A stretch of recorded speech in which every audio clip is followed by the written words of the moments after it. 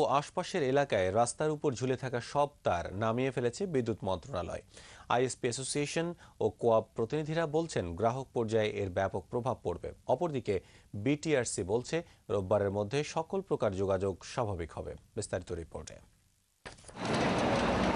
মতিঝিল বাণিজ্যিক এলাকার মতো ব্যস্ত রাস্তায় বছরের পর বছর ধরে ঝুলে থাকা তারগুলো বিভিন্ন সময়ে অনেক দুর্ঘটনার কারণ হয়েছে। নিচে ঝুলতে ঝুলতে ঝুলতে মানুষের মাথায় বেঁধে যায়, যে তার চলাফেরা করতে অনেক সমস্যা, মানে পুরো রাস্তায় মনে হয় যে ব্লক হয়ে যাচ্ছে। তারে বৃষ্টির সময় রাস্তার যেই খাম্বা আছে, খাম্বার ভিতর দিয়ে আমরা সাইডে দিয়েও যেতে পারি না, অনেক সময় শর্ট করে। এসব বিবেচনায় রেখে 2010-এর মার্চে ঢাকার রাস্তা থেকে তার সরিয়ে মাটির নিচে নেবার সিদ্ধান্ত নিলেও 4 দফায় তারিখ পরিবর্তন করে সর্বশেষ 19 আগস্ট তার সরাতে একসাথে মাঠে নামে বিটিআরসি ও বিদ্যুৎ মন্ত্রণালয়। তবে এ বিষয়ে কিছুটা সংশয় আইএসপি ও কেবল ব্যবসায়ীদের। ব্যাংকিং সেক্টর এফেক্টেড হবে, ঢাকা স্টক এক্সচেঞ্জ এফেক্টেড হবে, চিটাগাং স্টক এক্সচেঞ্জ এফেক্টেড হবে।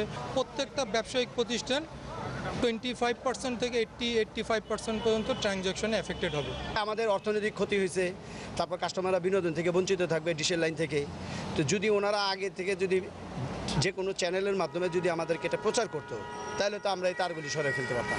তবে বিটিআরসি ও ফাইবার এট হোম বলছে তার কেটে ফেলার প্রভাব শেয়ার বাজার বা ব্যবসা প্রতিষ্ঠানগুলোতে পড়বে না। প্রতিটা বিল্ডিংয়েই NTTN এর নেটওয়ার্ক গিয়েছে। আজকে যতটুকু ডাউন আছে, আগামীকাল শনিবারের মধ্যে আপ হয়ে যাওয়ার একটা কথা দিয়েছে ফাইবার এট হোম। তো সেই হিসেবে যদি কাজ হয়, আশা করা যাচ্ছে যে রবিবারে সমস্যা হবে না।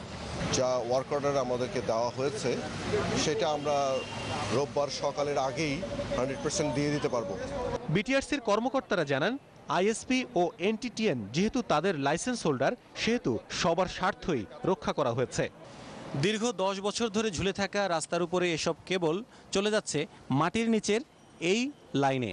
এতে একই সাথে ইন্টারনেট সংযোগ, টেলিফোন সংযোগ এবং ডিশ সংযোগ পাওয়া সম্ভব।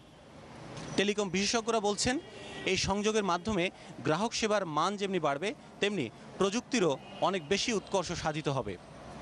রিয়াদ হাসান, দিগন্ত টেলিভিশন, মতিঝিল, ঢাকা।